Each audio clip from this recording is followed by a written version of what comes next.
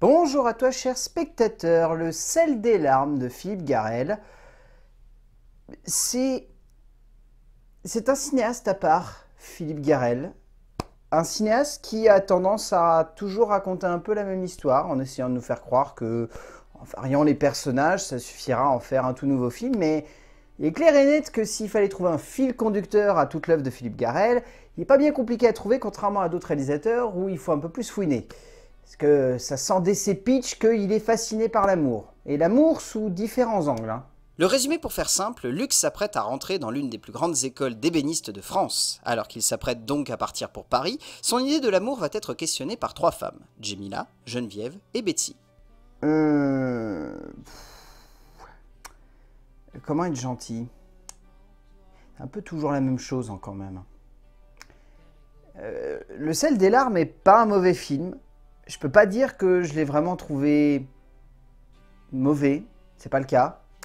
C'est juste que c'est encore la même chose.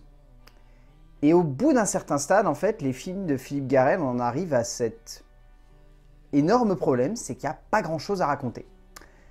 Parce que, étant donné que lorsqu'on critique un film de Philippe Garrel, on a la sensation de critiquer toute sa filmo derrière, bah du coup, ce qu'on a dit avant résonne un petit peu comme en parfaite adéquation avec, par exemple, le film ici présent. C'est-à-dire que le sel des larmes contient exactement tout ce qu'il y a encore et toujours dans le cinéma de Philippe Garrel. C'est-à-dire que ça change pas en termes de scénographie, ça change pas en termes d'écriture. Il garde toujours Jean-Louis Aubert à la musique, ce qui veut clairement dire que rien ne change. Et même si les acteurs changent, eh ben, on a des résonances de d'autres interprétations qui ont été faites avant par d'autres acteurs. Et en fait, c'est ça le gros souci, c'est qu'en soi, le film est pas inintéressant, c'est juste que remis dans le contexte du fait qu'il s'agit d'un film de Philippe Garrel, bah c'est encore et toujours la même chose, et il n'y a plus grand chose à raconter. L'amour est un sentiment qui, je l'espère, nous a déjà tous traversé au moins une fois. Un sentiment qui traverse l'échine, transperce les cœurs, parfois fait même un petit peu mal malheureusement, mais qui reste l'une des émotions les plus vives et les plus intenses que l'humain puisse ressentir au cœur d'une vie. C'est ce qui a toujours fasciné Philippe Garrel, et ce n'est pas son nouveau long métrage qui va nous prouver le contraire, avec une œuvre bien égale à lui-même, mais qui franchement atteint clairement un stade proche de la léthargie, qui fait un peu mal au cœur, tant on sent que le cinéaste français raconte encore et toujours la même chose, et même si c'est beau, cela devient un peu lassant. En termes d'écriture, donc c'est écrit par Jean-Claude Carrière, Arlette Langman ainsi que ce cher Philippe Garrel. Et en termes d'écriture, déjà, soyons clairs et nets, vous allez avoir la sensation que quelqu'un est constamment à côté de vous en train de tout vous énoncer ce qui va arriver dans le film. Parce que Philippe Garrel utilise une voix off que je trouve ici particulièrement lourde et vaine de sens. Parce que à partir du moment où la voix off passe son temps à te spoiler ce qui va se passer dans la scène juste après, au bout d'un moment, t'as un peu envie de dire à Jean Chevalier de se taire finalement, parce que cette voix off n'apporte rien. Et le souci, c'est que même pire, elle passe son temps à décrire tout ce qui se passe à l'écran. C'est-à-dire que littéralement, je crois qu'à un moment, la voix off dit Luc commença les cours à l'école Boulle. Et on le voit rentrer dans l'école Boulle et commencer les cours. Et à un autre moment, je ne vais pas vous énoncer ce qui se passe, mais littéralement à la scène de fin, et à la scène clé du long métrage, eh ben, la voix off nous spoil littéralement les enjeux du long métrage. Et en fait, on se retrouve typiquement dans cette situation où on a l'impression du coup que le scénario en fait se désamorce constamment. Ce qui pourrait être une bonne chose si c'était utile, mais là c'est pas utile. Et le pire du pire, c'est que derrière, en fait, le film est constamment dans le romantisme, mais au fur et à mesure qu'il avance, ce romantisme semble être tellement dénué d'intérêt par rapport à l'atout clé du long métrage, qui est la relation entre Luc et son père, que du coup, en fait, on se dit à quoi ça sert de nous raconter toutes ces histoires d'amour, c'est pour finalement nous raconter l'histoire d'un fils qui aurait dû rester proche de son père. Et je me pose encore la question. Dans l'écriture, Langman, Carrière et Garrel nous offrent un ensemble qui se tient, mais qui arrive rapidement à la limite de son concept. Et même si on aime bien ce genre de conception de l'écriture, privilégiant des sentiments profonds, jouant avant tout sur l'idée de comprendre les personnages avant de créer une histoire à rebondissement, cela peut marcher. Les trois auteurs déçoivent dans une narration donc très bancale, dans un récit qui n'est jamais réellement prenant, simplement délicat et touchant, et c'est en cela que l'on peut rapidement avoir la sensation que cette histoire est beaucoup trop anecdotique pour réussir à nous embarquer dans un tout qui sonne alors comme humain, mais également assez ennuyeux. En termes de mise en scène, Ben, le noir et blanc est bien. Et c'est du Philippe Garrel.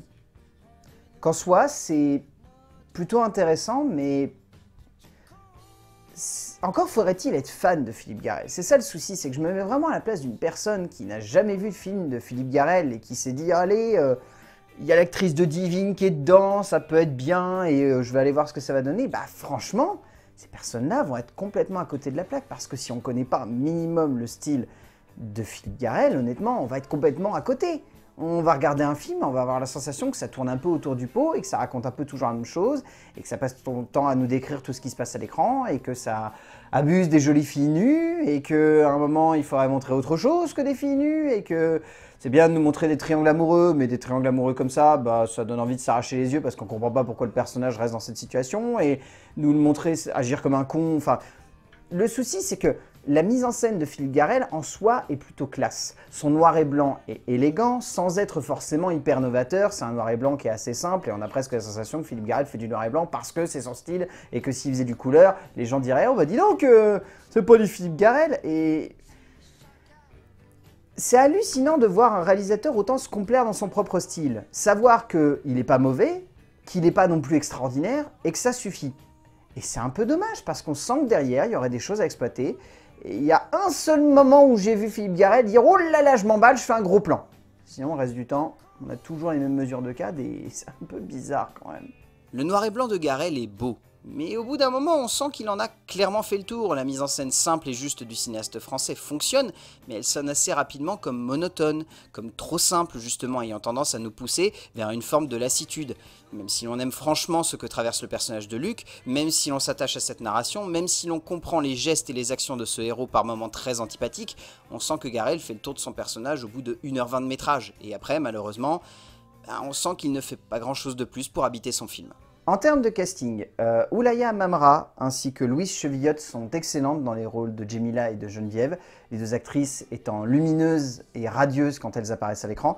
André Wilms est un immense acteur et ici il est juste bouleversant, il est possédé par son personnage et il apporte beaucoup de douceur à un homme que l'on ne voit pas tant que ça finalement à l'écran, mais dès qu'il est présent à l'écran il nous touche.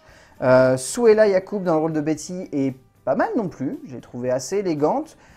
Même si ça se voit qu'elle a un peu été recrutée sur ses talents de danseuse, notamment elle vient de Climax, pour ceux qui auraient repéré sa carrière, mais voilà. Et après, il y a ce jeune acteur en tête d'affiche que Philippe Garrel a un peu allé dénicher parce qu'il ressemble à pas mal des acteurs dont il s'est servi dernièrement pour ses films pour jouer les rôles principaux masculins, et il a un certain charme, pas forcément à balle de charisme, mais il dégage quelque chose. Logan Antuofermo livre une belle performance dans le rôle de Luc, jamais réellement transcendante, jamais éblouissante, mais simplement juste. Et en un sens, dans les films de Garrel, cela suffit à rendre un personnage beau et sincère. Au bout du compte, Le sel des larmes, je vais être simple. Si vous aimez le style de Philippe Garrel, c'est un film qui va ressembler à beaucoup de films que vous avez vus du réalisateur, mais qui pourra vous convaincre. Si vous n'êtes pas très fan de Philippe Garrel, ou si même vous ne le connaissez pas, ne commencez pas par Le sel des larmes. Parce que de un, ça risque de vous dégoûter de ce cinéaste qui a quand même une filmographie assez atypique et qui a abordé beaucoup de sujets et beaucoup de thématiques, de bien meilleure manière d'ailleurs dans pas mal de ses précédents longs métrages. Voilà. Disons que si vous avez envie de voir un film et que vous savez ce que vous allez voir, allez-y. Si vous vous dites simplement « j'ai envie d'essayer parce qu'il n'y a pas grand-chose en ce moment dans les salles », c'est pas celui-là que je vous conseillerais. Donc du coup, Le sel des larmes de Philippe Garrel, moi je ne sais pas trop quoi en penser, je suis un peu le cul entre deux chaises. J'aurais bien envie de vous dire, vous faire votre propre avis, mais je pense que les trois quarts qui vont y aller pour se dire qu'ils doivent se faire leur propre avis risquent de sortir très déçus de ce film. Donc encore une fois, je le redis, si vous êtes fan de Philippe Garrel, allez-y. Sinon, passez votre chemin. A plus.